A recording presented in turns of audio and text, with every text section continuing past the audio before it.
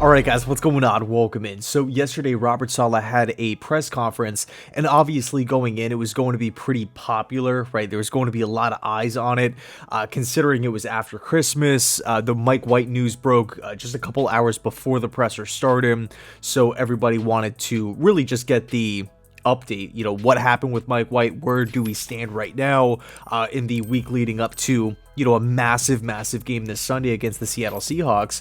But he also touched on Zach Wilson, completely defended him. He made a bunch of really interesting comments like this one. There's a lot of quarterbacks in the league who have made it out of the dark tunnel. And if you look throughout the league, more quarterbacks than not have started in the dungeon, if you will, and they've found their way out to the sunlight. We've got confidence in him because of how important this is and what kind of man he is and how hard he'll work. There's obviously a ton of pressure on Joe Douglas and Robert Saleh when it comes to Zach Wilson, because of not only just where he was picked, but all the other quarterbacks that the Jets passed on to take Wilson. We look at the numbers.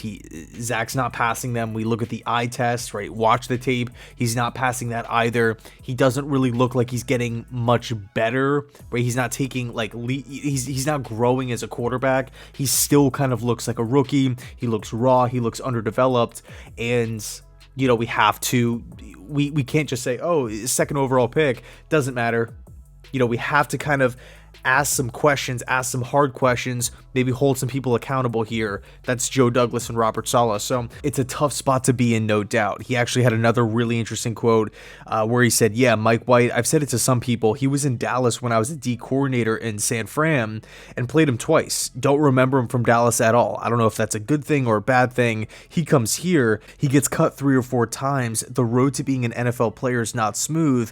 It's the anomalies that happen. And I think unfortunately in this world that we live in, where the word development and time are almost oil and water now, everyone is expecting development to happen within a year.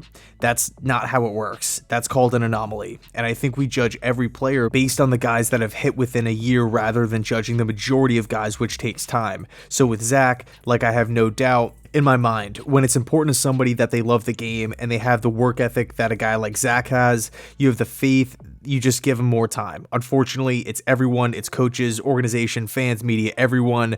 Nobody believes in time anymore, but everyone wants to develop people. That it's almost contradictory. So I gotta be honest, I actually love what Robert Saleh said.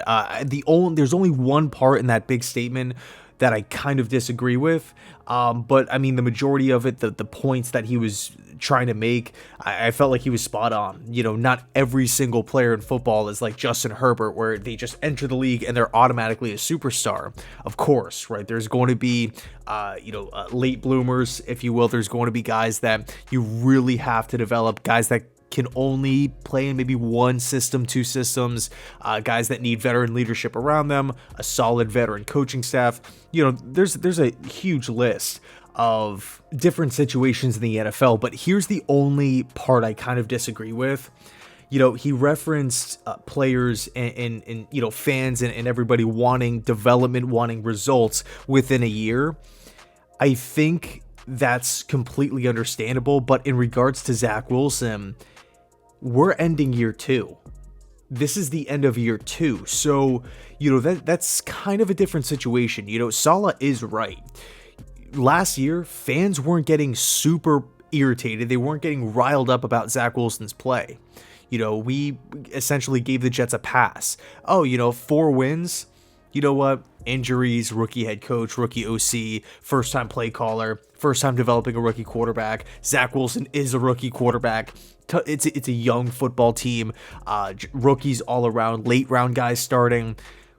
Jets fans were handing out passes almost on a weekly basis, understanding, right, buying into the process. It's going to take some time. But I think it just goes back to the point that, we've made so many times. If you draft a quarterback 2nd overall, and by the end of year 2, it's looking worse than he did in week 1 of his first season, I think you kind of have a problem. Is it 100% on Zach Wilson? No. The offensive line has been ripped apart. He's dealt with injuries this season. There's been multiple guys that have gotten hurt. The offensive line has just been musical chairs, just swapping guys in, swapping guys out, guys moving positions. It's been crazy. Mike LaFleur's play calls, I don't really agree with. Sometimes he whips out great plays. Sometimes I like, his direction, his rhythm on specific drives, but from start to finish for all 4 quarters, I haven't really seen a ton in that department. I would like to see more from a play calling standpoint. So is it on Zach?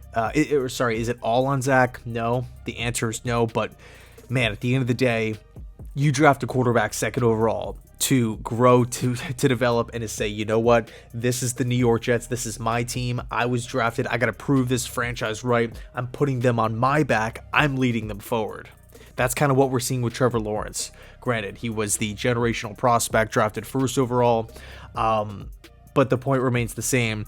If you're a quarterback drafted that high, there's massive expectations that come with it. So again, I agree with Saleh. I think what he said was spot on. But in regards specifically to Zach Wilson, I think to say within a year that's just not the case. We're at the end of year 2, so there has to be somewhat of a leash with Jets fans. People have to cut the fans some slack and say, you know what? Yeah, there should be a little frustration here. There should be a little disappointment that the guy who was drafted 2nd overall isn't really performing like, a top 30 quarterback in football. But again, I totally appreciate Robert Saleh's comments and how he continues to stick up for a player on this roster week after week after week after week. And interestingly enough, the Jay Glazer report was brought up, and Saleh shot that down really quickly. He said that report is all speculation. He still has a huge plan on our future, and we're not going to quit on the young man. We're going to do everything we can to develop him.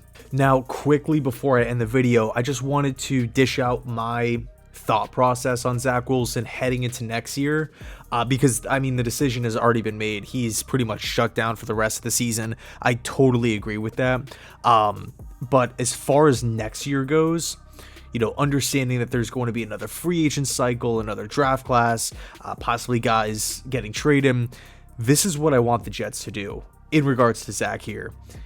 I don't want to cut him. I know the numbers aren't there. I know he's making boneheaded mistakes. He's poor decisions all over the place. I'm not cutting him. It just, to me, makes 0 sense to part ways with a guy who was a 1st-round pick going into year 3. He's already owed so much money. I'm not cutting him. I'm not doing it. Now, if a trade pops up and you are just blown away with the offer, with what you're getting in return, maybe it's draft picks, maybe it's a draft pick and a player, whatever it is, then I'll think about it. But if I'm Joe Douglas, I am not going to be cutting bait with a quarterback that you just drafted over so many different great NFL players, and it's only been 2 seasons. And I just look at the potential. I look at the upside. I know those 2 points have been beaten to death at this point. I know not many people want to talk about those things. It's annoying because we just haven't seen the production. They haven't equaled out. That's fair. That's true. But at the end of the day, you cannot deny Zach Wilson's quick release, his arm strength, his mobility, his crazy, magical playmaking ability. It's few and far between. It's like once in a blue moon, but it's there, and it can still be developed. So when I look at Zach, we referenced it at the start of the video, I just see it just a raw, underdeveloped quarterback. Let's keep him on the roster and have him compete with a legitimate quarterback option next year, whether that's a Jimmy Garoppolo with the 49ers or Derek Carr with the Raiders. Obviously, those 2 names are talked about by everybody in regards to, linking them as a possible Jet moving forward. But you go down the list of the veteran free agents that are going to be available. Geno Smith has not re-signed. Tom Brady has not re-signed. Crazy enough, Lamar Jackson is still set to hit the open market. Mike White is even set to hit the open market. Okay, that's a guy that I would actually love to have back within this Jets locker room, whether he's a starter or a backup. That's something, if I'm Joe Douglas, that's going to be one of the first issues that I tackle once the offseason arrives. But the point is, I don't want this Jets team to just hand Zach Wilson the job, the starting job, but at the same time, I don't want the Jets to just outright release him, just cut him and just say, we're done.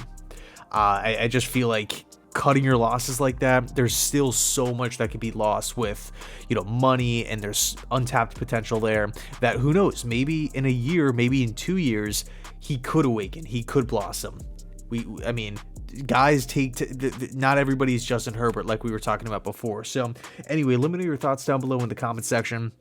Thanks so much for watching. I appreciate it. And as always, go Jets.